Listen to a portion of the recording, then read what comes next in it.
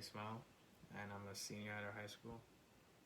And to be honest, this video was hard to make. It's hard to talk about the injustices that you face every day. You know that deep down, these things are not supposed to be happening to you or anyone else, as a matter of fact.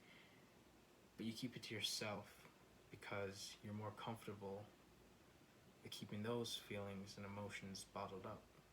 Because when you open up about them, you always seem to get ridiculed. And I know a couple of great students, smart individual, smart, driven students, and I asked them to make a video similar to mine to talk about their experiences, and they told me they don't know if they could come in front of the school and talk about it. And it hurts me that we can't accept diversity here. It saddens me that people who don't feel like they belong can't speak out, and it pains me a lot. In my experiences here at Matamita, I've seen a lot of that. I've seen different types of racism. I've seen blatant racism, and I've also seen like microaggressions towards people of color. And people are just sitting there watching it happen as if it's okay, like it's accepted, like it's the status quo here in Matamita. I remember right before we went into lockdown, the day before spring break, just sitting in my math class, minding my own business and doing my work.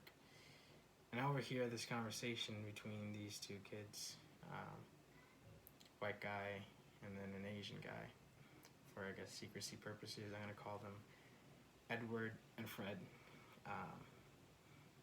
So Edward turns to Fred and, of course, in a jokingly manner says, "Fred, if we don't come back to school because of this coronavirus, it's going to be your people's fault. It's your people's fault." And I just sat there, appalled at what just happened. I couldn't believe that someone said something that racist, even in a joking manner. That was racist. And it seemed like I was the only one who felt that way. So I stood up and I told Edward, "That's not right, that's racist. I don't care if it was a joke or not, that racism is racism. That was a very racist joke and you should apologize for it." And to my surprise, people looked at me like I did something wrong. Like, standing up against racism is a weird thing to do here. And after I talked to Fred, he is Asian, yes, but just because he's Asian doesn't mean he's Chinese. He wasn't Chinese, and even if he was, that's not a right comment to make.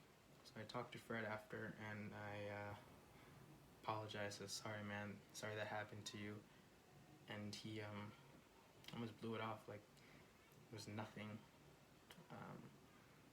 Like almost as if it's happened before to him.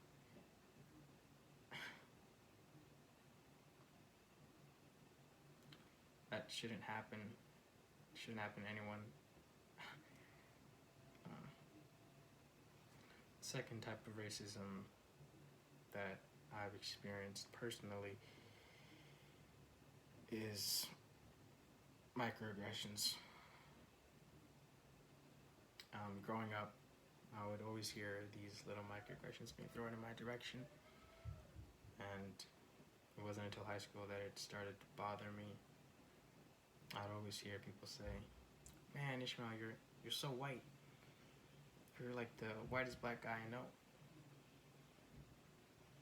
Is being smart, respectful, and kind qualify me more as white than black? What makes all good traits automatically white? And why are my good characteristics qualified as white but my bad ones make me ghetto.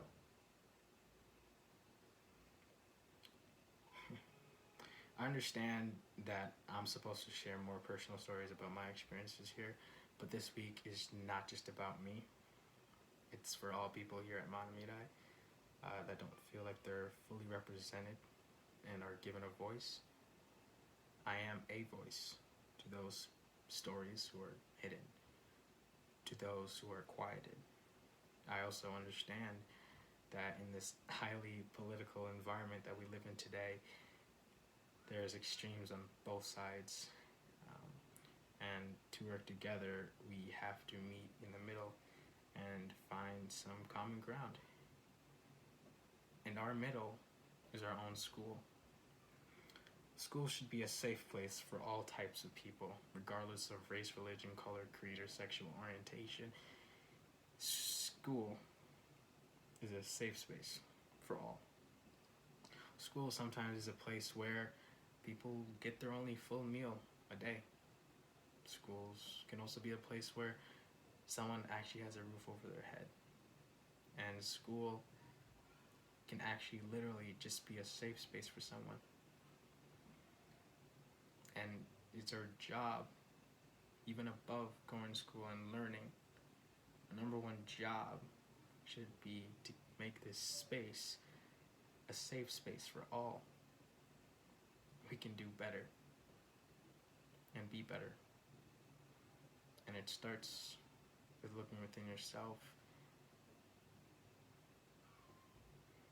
No one is perfect, but we can strive for perfection. We can strive to better understand other people's circumstances and better understand where people come from. I'm not saying that anyone is racist here. That's not my point here. And I'm also not saying by just having this week, hundreds of years of oppression will just go away. You can't walk in someone's shoes who has been living in a system that was built against them, even if you try your hardest. But we can empathize with each other and understand. Instead of yelling at each other, we can just have a conversation.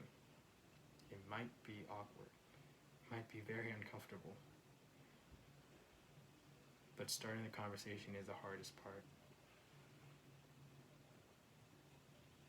So please have conversations within yourselves, with other people, but don't pity other people. We're here to educate ourselves. Don't be ignorant. Be curious.